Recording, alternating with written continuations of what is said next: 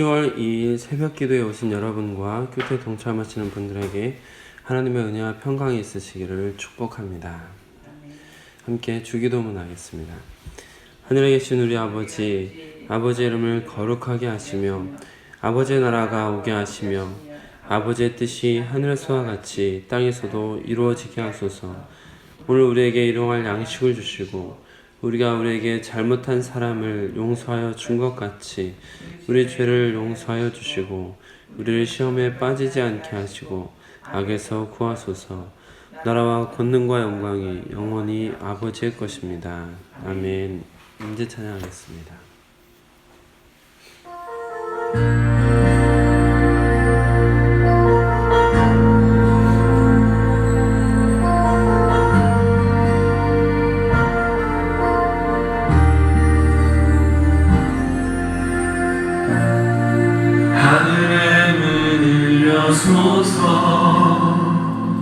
이곳을 주목하소서. 주를 향한 노래가 꺼지지 않으니 하늘을 열고 보소서. 이곳에 임재하소서. 주님을 기다립니다. 기도의 향기가 하늘에 닿으니 주여 임재하여 주소서. 이곳에 오셔서 이곳에 앉으소서. 이곳에서 드리는 예배를 받으소서. 주님의 이름만이 오직 주의 이름만 이곳에 있습니다.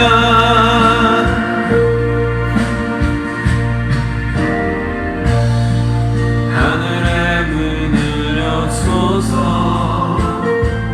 이곳을 주목하소서. 주를 향한 노래가 꺼지지 않으니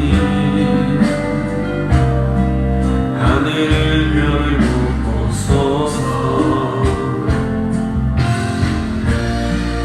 이곳에 임재하소서. 주님을 기다립니다. 기도의 향기가 하늘에 닿으니 주여 임재하여 주소서. 이곳에 오셔서 이곳에 앉으소서. 이곳에서 드리는 예배를 받으소서. 주님의 이름만이 오직 주의 이름만 이곳에 있습니다. 이곳에 오셔서 이곳에 앉으소서. 이곳에서 드리는 예배를 받으소서. 주님의 이름만이 오직 주의 이름만 이곳에 있습니다.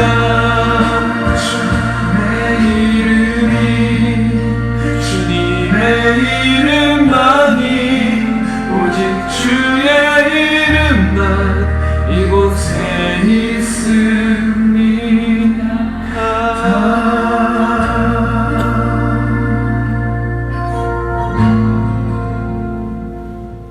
오늘 수예배 함께 드린 날입니다.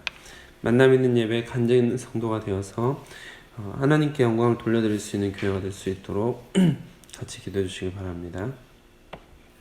오늘 소원가족 성경 읽기 잠언 3장 같이 읽으시면 되겠습니다. 찬송가 292장입니다. 찬송가 292장 2절 후에 간주가 있습니다.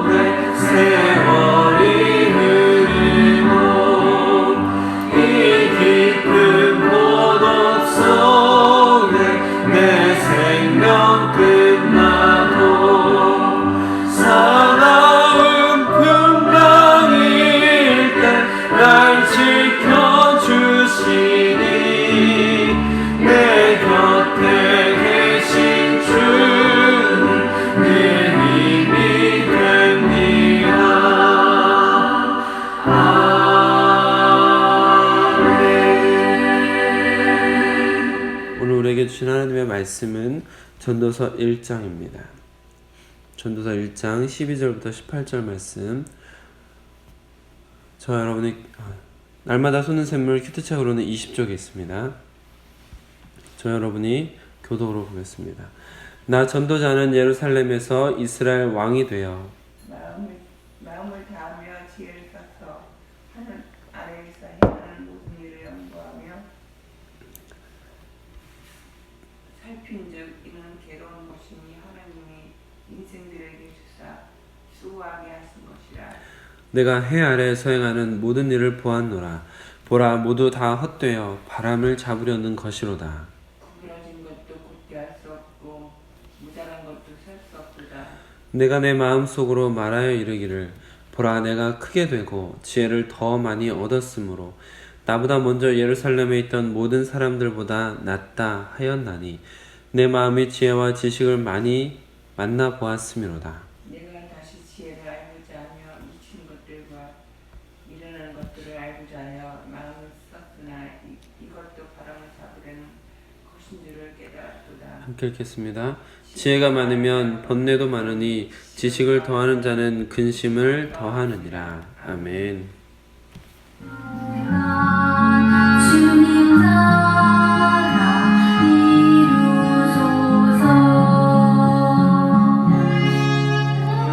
이 말씀 따라 사는 동안 지치지 않게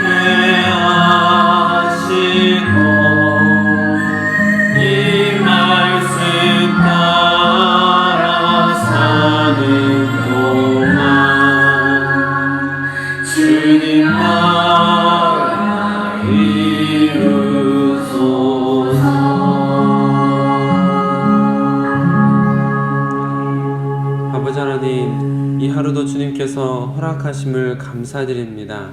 주님께서 주신 이 하루, 주님께서 주신 이 생명을 헛되이 보내지 않는 하루가 될 수 있도록, 생명이 될 수 있도록 인도하여 주시옵소서. 우리에게 하늘의 지혜를 깨달아 알게 허락하여 주시어서 하늘의 지혜를 가진 자답게 살아갈 수 있게 인도하여 주시옵소서.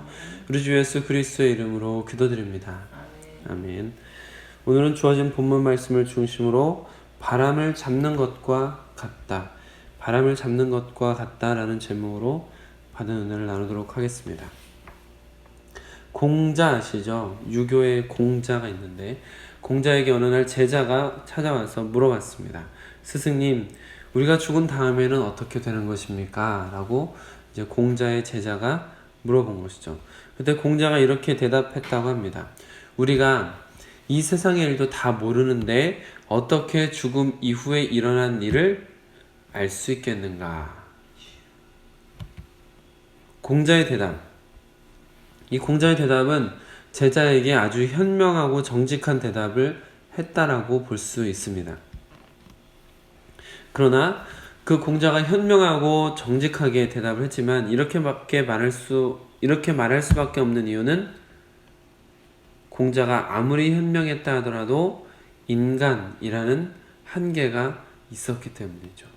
인간이라는 한계가 있었기 때문에 그가 많은 지혜와 지식을 가지고 있었지만 그러나 모르는 것이 있을 수밖에 없고, 그리고 자신의 완전히 모르는 부분에 있어서 그가 그 부분을 책임질 수 없었던 것이죠. 죽음 이후의 세상에 대해서는 온전히 알 수 없기 때문에 그 공자가 제자를 그 죽음 이후까지 이끌어줄 수는 없는 것입니다. 오늘 말씀 속에서 지혜자는 자신이 가지고 있던 지혜를 이렇게 표현합니다. 16절을 한번 보시면, 내가 내 마음속으로 말하여 이르기를 보라, 내가 크게 되고 지혜를 더 많이 얻었으므로 나보다 먼저 예루살렘에 있던 모든 사람들보다 낫다.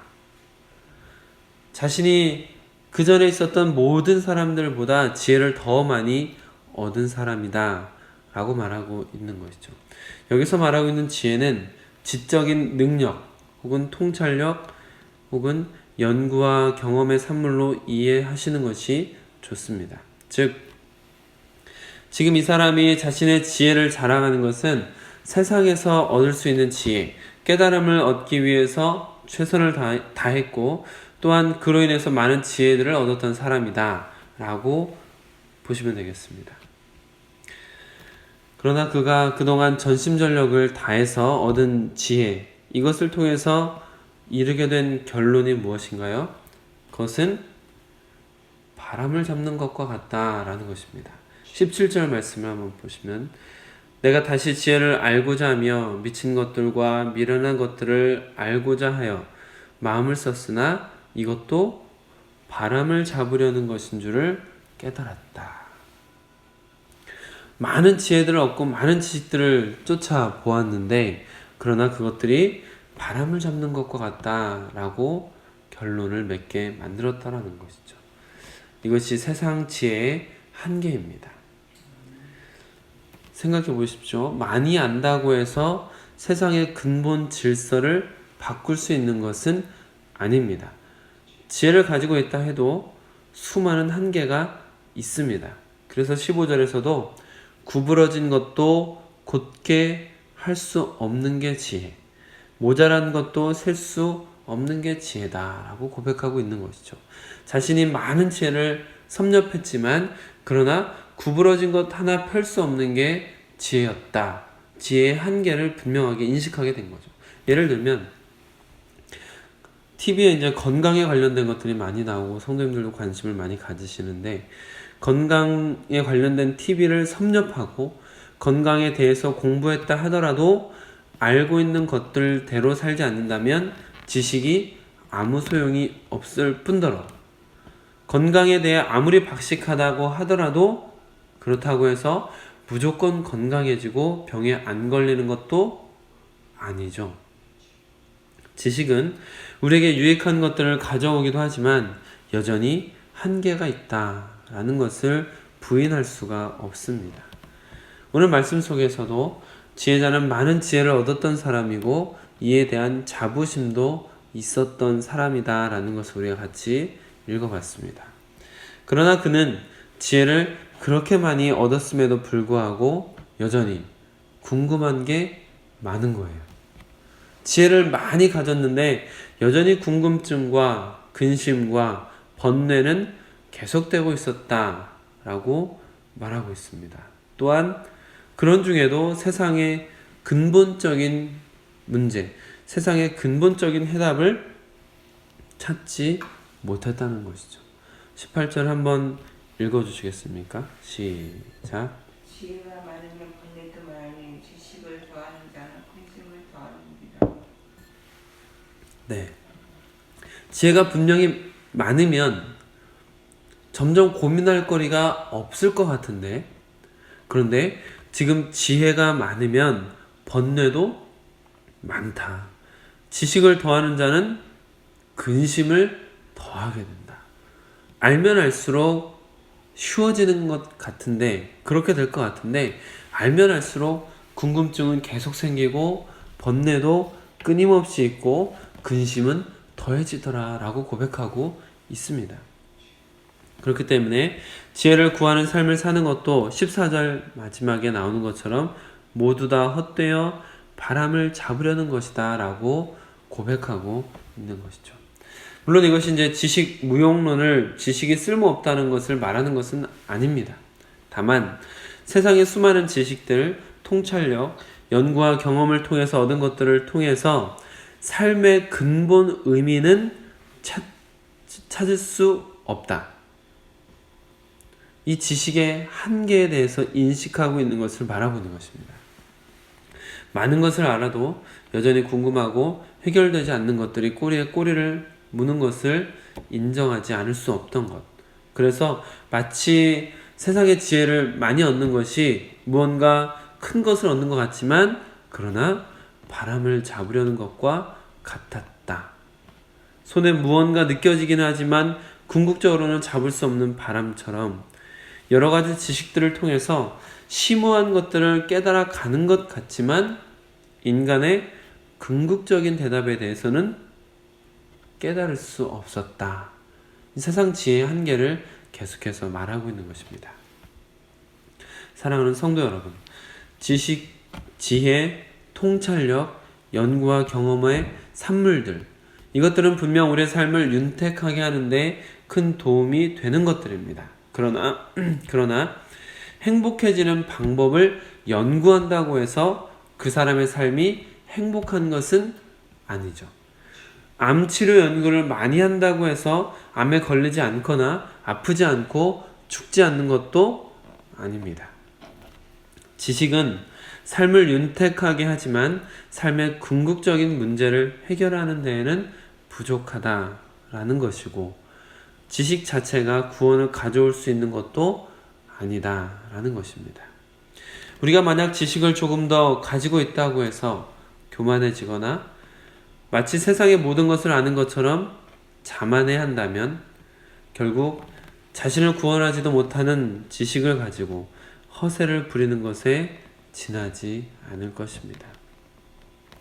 아무리 많은 것을 알고 있다고 하더라도 끊임없이 고뇌, 번뇌 속에 살 수밖에 없고 계속해서 해결되지 않는 문제들이 있는 그 문제들 속에 살아가며 삶의 근본 의미는 찾지 못하는 삶, 이런 삶을 전도자가 먼저 살아보았기 때문에 그가 그런 지식들을 가지고 살아보면서 끊임없이 고뇌가 이어지고 번뇌가 이어지고 여전히 궁금한 것들이 계속해서 생겨나는 이러한 삶, 그 삶 속에 있는 지혜, 이 지혜는 물론 윤택하게 하지만 근본적인 부분에 있어서 해결될 수 없는 바람을 잡는 것과 같은 느낌을 받았다라고 고백한 것입니다. 저는 사랑하는 성도님들께서 세상의 미련한 것들을 택하사 지혜 있는 자들을 부끄럽게 하시는 하나님, 세상의 약한 것들을 택하사 강한 것들을 부끄럽게 하시는 하나님, 그 하나님의 힘과 지혜로 삶의 근본 의미를 깨달아 가시고 삶의 근심의 굴레에서 벗어나 주님께서 원하시는 길을 찾아가시기를 축복합니다. 기도하겠습니다. 아버지 하나님, 세상에 수많은 것들이 발전하고 변화되고 수많은 것들을 알 수 있는 시대가 되었습니다. 많은 것들을 쉽게 검색하며 찾아가고 또 알 수 있는 시대가 되었음에도 불구하고 우리의 마음의 영적인 갈급함, 근본적인 삶에 대한 그 갈급함이 계속해서 생길 수밖에 없는 것은 세상의 지혜가 우리의 근본적인 문제들을 해결하는 것이 아니며 세상의 지혜가 우리를 구원하는 것이 아니기 때문인 것 같습니다. 오늘 말씀을 통하여서 세상의 지혜가 우리를 윤택하긴 하지만 그러나 근본적인 문제를 해결할 수 없음을 다시 한번 생각해 보게 하심을 감사드립니다. 하나님, 우리가 하나님께서 미련한 자를 택하여 지혜로운 자들을 부끄럽게 하시는 지혜의 근본이심을 깨닫게 허락하여 주시고 하나님께서 주시는 지혜로 말미암아 우리의 삶이 근본적인 것들을 찾아가고 본질을 향해서 걸어가는 인생이 될 수 있도록 허락하여 주시옵소서. 이 하루도 주님께서 주시는 지혜로 주님께서 원하시는 길을 걸어가는 우리 모든 성도님 될 수 있도록 허락하여 주시옵소서. 우리 주 예수 그리스도의 이름으로 기도드립니다. 아멘. 개인 기도 시간 갖도록 하겠습니다.